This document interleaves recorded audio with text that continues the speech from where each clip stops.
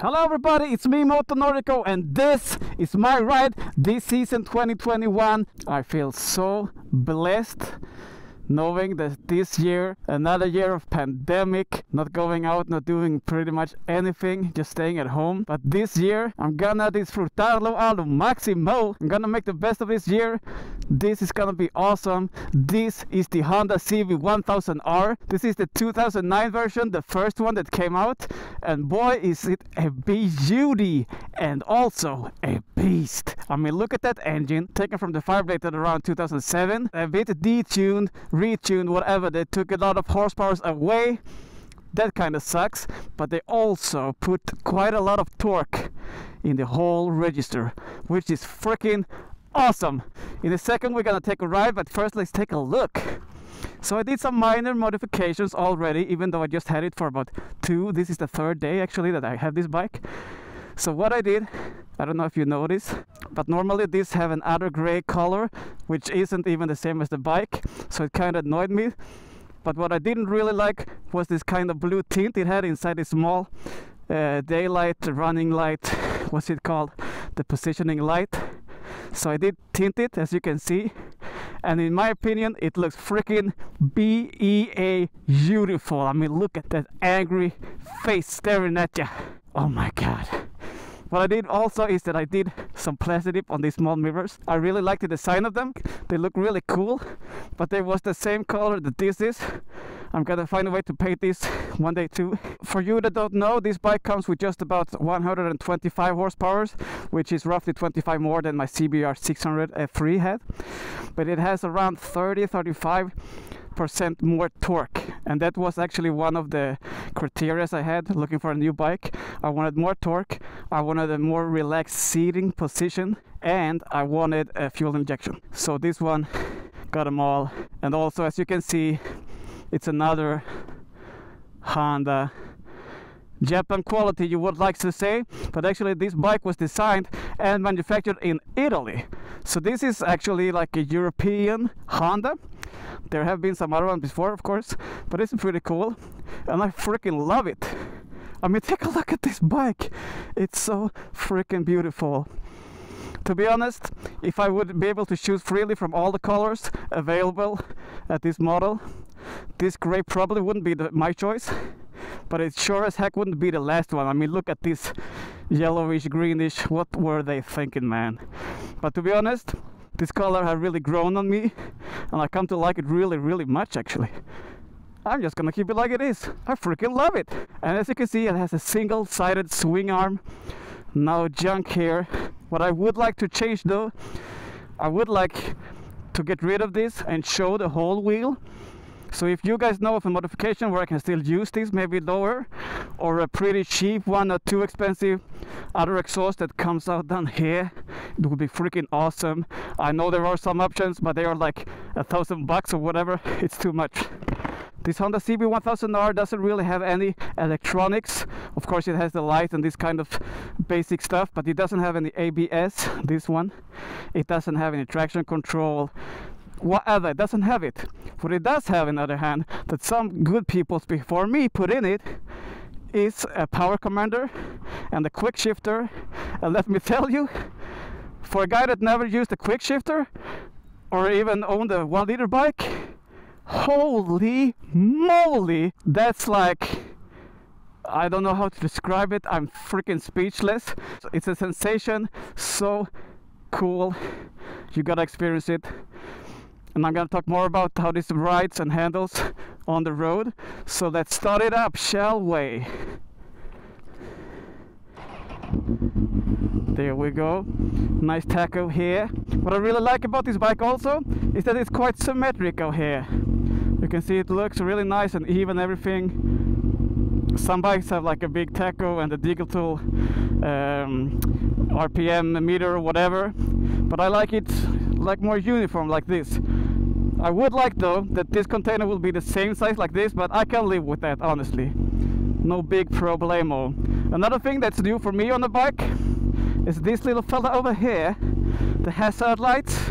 coming real handy when you would like to say thank you for some car letting you pass by or whatever. I freaking love it.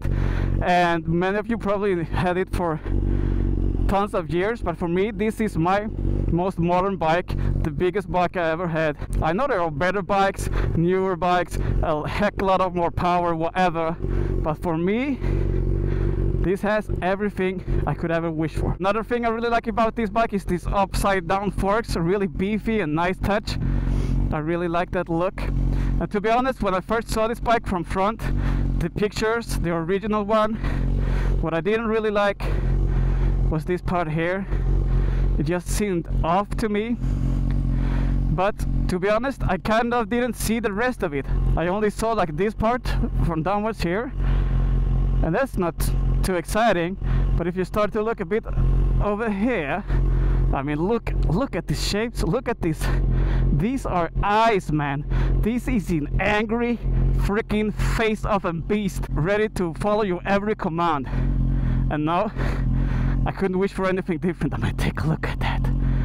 All right, let's go for a ride. So let me start to say that this bike is actually a bit taller or a bit wider or a combination of both. I have to stand on my toes to reach down, and it feels of course a little bit uncomfortable, but it's no problem. If you just lift one foot up, you're just ready to go. So it doesn't really matter. Enough talking, let's go for a ride. I'm sorry, I'm gonna open my visor because it's really fogged up in here. So the sound might be a little bit different. I hope you can live with that, because here we go. I really like the sound of this bike. It has the Arrow exhaust with no cat, and it sounds freaking awesome. And as I told you, it does have the power commander with a custom map. I'm thinking of maybe, just maybe, bring it for a dyno run and get it set up, mapped correctly, exactly after this bike.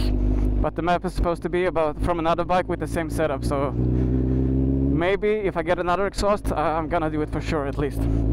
So I don't know if you can hear, it's not extremely loud because we're really just going normal low speed. However, this is also fitted with the sports filter and K&N air filter. I don't know if that adds to it, probably a bit, I don't know how much. But when you start to pin it about, you know, a bit more than what you normally need to do, like say you want to just launch the shit out of it, max it out, when you're getting close to maybe 40% of the throttle and above, it has this really nice growling sound from the air intake underneath you, and you can kind of feel it in your stomach. And at the same time, you really have to make sure you're staying on the bike, because it just pulls and pulls and pulls through all the revs. And to be honest, the conditions haven't been too good. You can see we still have a lot of gravel. We're just about to enter the real spring, so they still haven't cleaned up the gravels and stuff, so I had to take it easy. Actually, the other day I was gonna take over a car and it was a bit slippery, and my rear tire lost traction there for a second. Had me laughing, luckily, because I didn't go into the ground. Managed to handle it, but you have to be very careful. But where there are good conditions, when you can pin it a bit, the power feels freaking lovely. It's really nice and smooth throttle. But that guy just thought he was I was waving at him when I'm gonna show you this. I was gonna show you the throttle move, and this fellow just waved at me. That's really nice. Doesn't that tell you how nice the people are out here in Steninge Slottsby? So this is first gear, second gear, third gear, no problem. If I start to put, there we have this growl. Oh shit. Okay, you see, I don't know how many seconds that was. That's about the same amount of seconds it takes for me to lose my license pretty much anywhere on this freaking bike. So you have to be careful. I just had it for 3 days. Only been riding it 2 times before today. One was the about 6-hour ride home from Gothenburg, which is on the other side of freaking Sweden. And it was gray and rainy for quite some amount of that distance going back home. But I was well prepared. I managed. No big problemo. It was an experience, if anything else. And it was really experience that I wouldn't like to miss out on either, even if it wasn't the very most enjoyable ride of my life. They are still to come this summer. So speaking of this summer and upcoming rides, if you haven't already, please subscribe to this channel. You're gonna see a lot more of this bike, but hopefully also a lot of other bike, because my partner in crime, Motorismo, my Colombian friend that also a moto vlogger. He actually found quite some people here riding motorcycle in Stockholm, most of them from Colombia also. So if you are Spanish speaking, stay tuned for some Spanish speaking vlogs, because I would sure like to make that happen. Actually, I'm gonna meet up with him later tonight, and we take it from there.